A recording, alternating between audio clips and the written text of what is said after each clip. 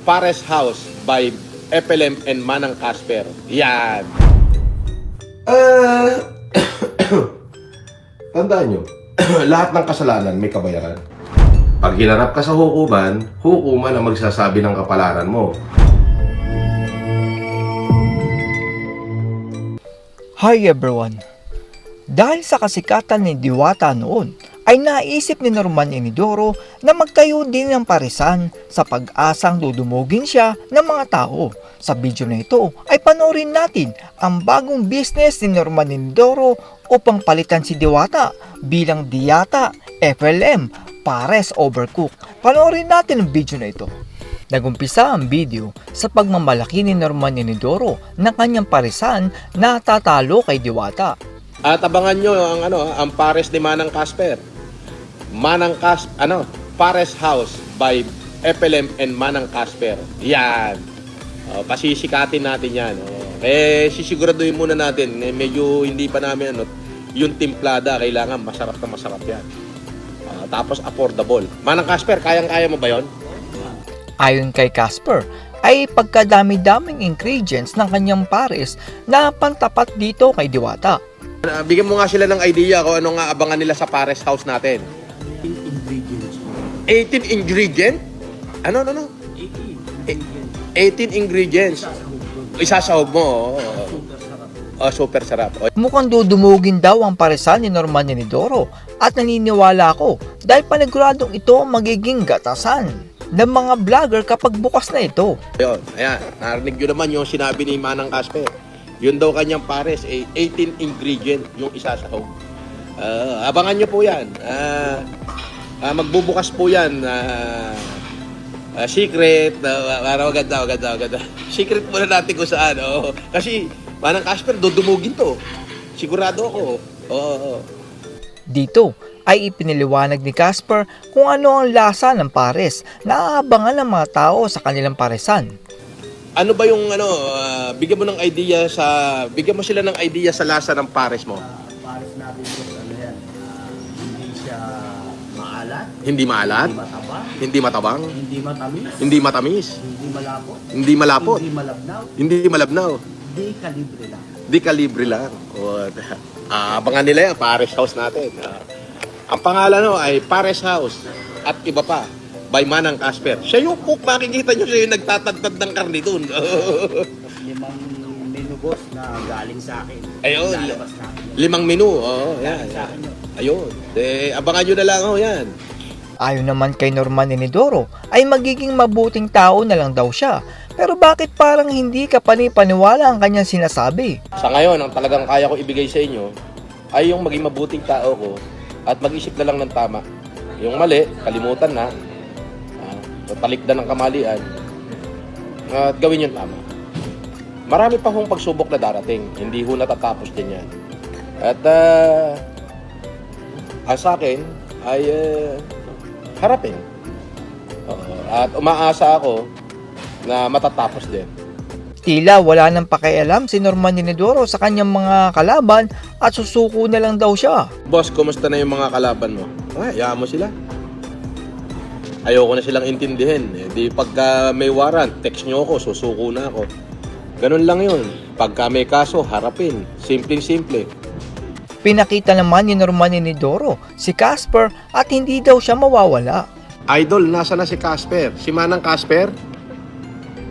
Ayan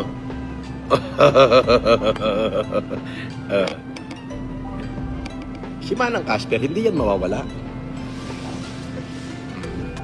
Nabash naman si Norman Inidoro dahil sa kanyang cup at sinabi niya na 85 pesos lang daw ito. Boss, how much is your hat? 80, 85.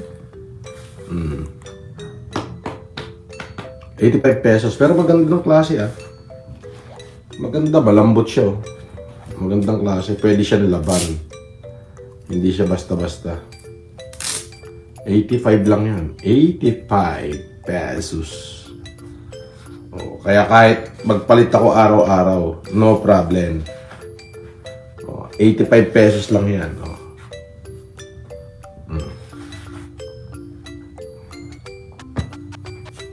Kahit isang suot, tapon, walang problema. Kasi mura lang, 85 pesos. Pero ako naman nagsusuot, kaya walang hindi halatang 85.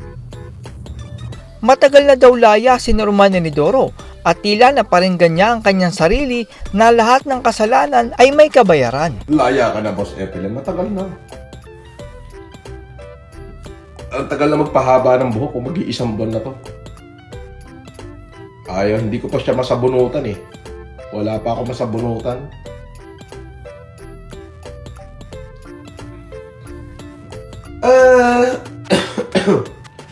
Tandaan nyo, lahat ng kasalanan may kabayaran. Oo. Lahat ng kasalanan, pagbabayaran mo yan. Basta kung ano yung ayaw mong gawin sa'yo, huwag mong gawin sa kapwa mo. Dahil kung ginawa mo sa kapwa mo yan, mangyayari din sa'yo yan. Yun ang totoo nun. Kunwari pa si Norman Enidoro na ayaw ng donation pero sa totoo lang ay i-message niya mamaya ang viewers kapag tapos na ang kanyang live. Boss Epilem, send mo Gcash number mo, magdo-donate ako para tulong sa mahirap. Magdo-donate ka pa, eh di ikaw na mismo, mamili ka ng ipamimigay mo yan at ikaw na mamigay. Bakit kailangan mo pang i-donate sa akin? Hindi naman ako humihingi ng donasyon sa'yo. Di ba? Kaya ko na pang mabuhay, andyan na ba yung mga kumari ko? Di ba, pare? Andyan yung mga kumari ko. Andyan yung mga ate ko, mga pisang ko. Eh, ang daming tutulong sa akin. Eh, wag nang kayo. Oo. Anong donate pinagsasabi nyo? Kung gusto mo talaga mag-donate, ayan, mamili ka ng damit, pagkain, pamigay mo dyan sa mga pulube. Ba't padadaanin mo pa sa akin? Diba? Hindi ko na maaasikaso yan. Ako mamimigay ako dun sa akin. Yung ganang akin. Kaya ko rin naman mamigay ng ako lang. Oo. Ayon sa netizen, ay hindi daw Francis Leo ang pangalan ni Norman Enidoro. Pero dapat daw ay galing sa korte ang sinasabi ng netizen. Boss, your name is not Francis Leo. Wow. Eh ano pala? Ano pala pangalan ko? May court order ba yung pinagsasasabi mo? Pag walang court order yan, hearsay yan. Dapat may court order. Pag hindi korte nagsabi, ibig sabihin yan, hearsay. Alam mo ibig sabihin ng hearsay? Kwentong kutsero, walang probative value, wala lahat. Di ba? Hearsay yun pagka ganon. Kailangan korte may sabi. Pag sinabi ng korte, yun, totoo yun. Korte may sabi. Yes. Korte. They are the living God in the world. The court.